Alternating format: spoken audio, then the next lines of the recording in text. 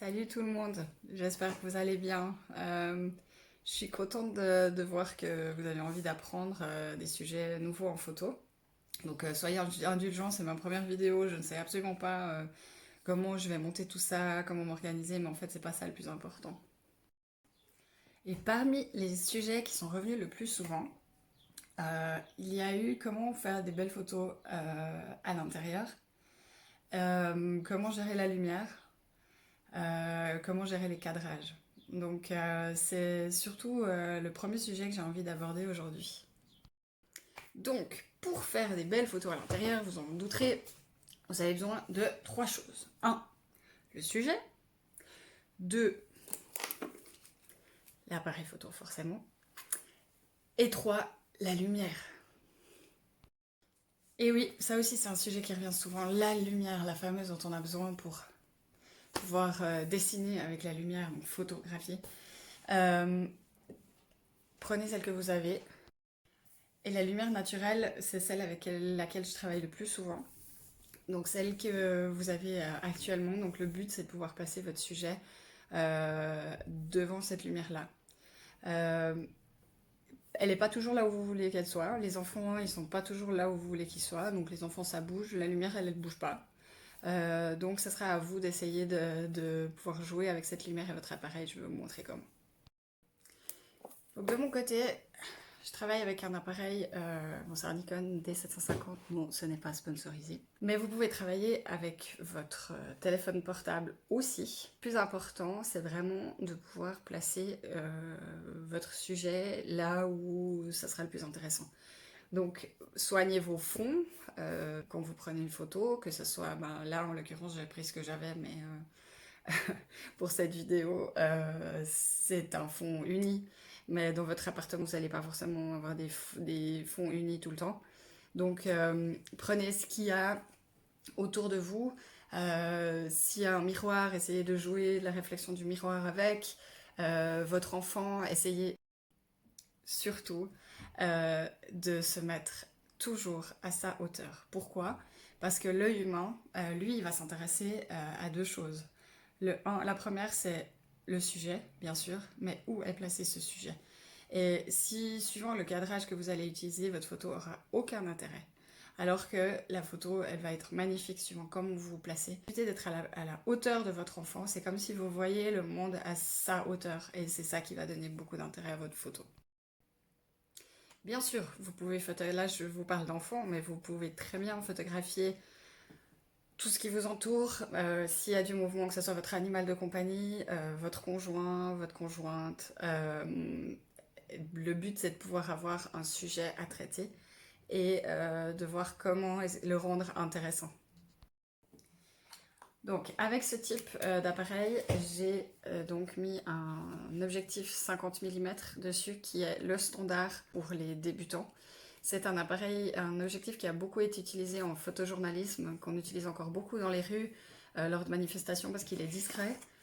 Si on enlève le pare-soleil, donc ça donne ça. Vous pouvez le mettre sur n'importe quel appareil réflexe numérique qui est très facile d'utilisation. Donc vous avez deux possibilités. Donc sur votre objectif, vous avez donc la prise manuelle ou la prise automatique. C'est-à-dire le focus va se faire soit automatiquement, soit vous gérez votre focus manuellement. Aujourd'hui, quasiment tous les appareils numériques sont autofocus, c'est-à-dire que c'est eux qui vont gérer où est-ce qu'ils vont faire la mise au point. Parce que la mise au point, ben, bien sûr que c'est important pour ne pas avoir de photos floues si vous désirez des photos nettes. Personnellement, je travaille souvent comme ça, mais je laisse aussi beaucoup de place au mouvement. Si une photo est floue mais le sujet est intéressant, pour moi ça n'a pas d'importance, donc je vais la garder quand même.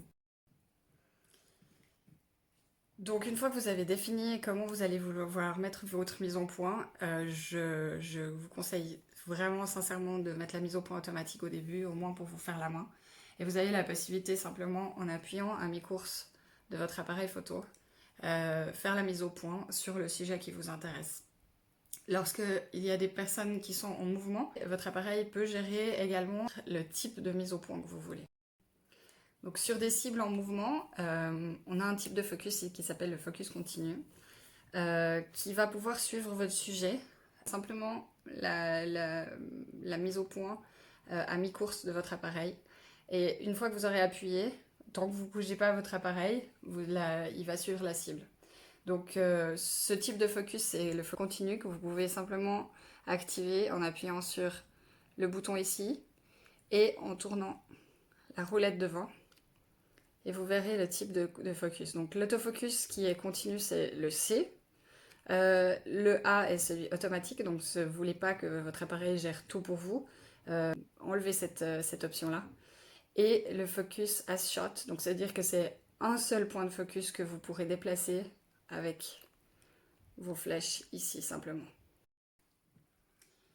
Donc ce que vous avez à faire, c'est prendre votre sujet, appuyer à mi-course et essayer de voir justement quel angle serait le plus flatteur pour la personne que vous photographiez. C'est une question de feeling, il y a une question de type de photo que vous souhaitez. Moi, j'aime travailler soit au-dessus des gens, donc en hauteur par rapport à mon sujet. Si mon sujet est là, j'aime bien, ça fait des angles flatteurs, donc ça évite que les gens soient ratatinés. Si vous travaillez avec des enfants, travaillez toujours à leur hauteur. Comme ça, vous voyez le monde comme eux le voient. Et parfois, je fais l'inverse justement. Pouvoir travailler pas en contre-plongée, c'est un autre terme, mais de pouvoir avoir les gens en dessous et être simplement comme ça. Ça permet d'avoir des angles beaucoup plus flatteurs que si vous mettiez les gens vraiment en face. On a tendance, quand on prend les gens en face, là typiquement, il est légèrement incliné contre le haut. Donc ça permet d'affiner certaines parties du corps. Et s'il avait été en face, si je me mets vraiment en face, on voit ici ce que ça donne. Donc même juste en me relevant et tout, on voit vraiment l'inclinaison qui fait qu'il est flatteur ou pas pour les personnes. Bon, cette vidéo n'a pas de filtre, hein, donc on va laisser tomber tout le reste. Mais pour des choses flatteuses, pensez à regarder, à utiliser des angles différents pour prendre vos photos. Et l'avantage avec cet objectif, on le répétera jamais assez, mais il vous fera bouger. Bah oui, vous n'avez pas le choix. Vous n'avez pas le choix pour deux raisons, parce que vous ne pouvez pas zoomer, c'est vous qui devez vous déplacer. Et ça, c'est la meilleure école pour vraiment apprendre à faire des beaux cadrages et à jouer avec ça, de vous rapprocher de votre sujet, de vous éloigner, essayer de faire des photos différentes. Selon le même sujet, vous pouvez faire des photos proches, des photos où la personne vous regarde, là où elle ne vous regarde pas. Essayez plusieurs angles et vous trouverez direct le mieux pour une personne. Par exemple, si vous prenez une personne qui vous est proche, vous pensez connaître son visage, faites ce petit jeu. Vous allez simplement faire tourner la tête vers la gauche, enfin vers votre gauche, vers ma droite, et de l'autre côté. Et vous verrez tout de suite quel est son angle le plus flatteur. Chez moi, vous l'avez remarqué certainement. Moi, je connais mon angle le plus flatteur. Pas tout le monde le connaît. Mais ça, vous pouvez aussi vous entraîner à le savoir pour justement mettre en valeur les gens que vous photographiez. Ça, c'est des petits tips essentiels dans la prise de vue des photos. Vous l'aurez compris, le cadrage ne fait pas tout.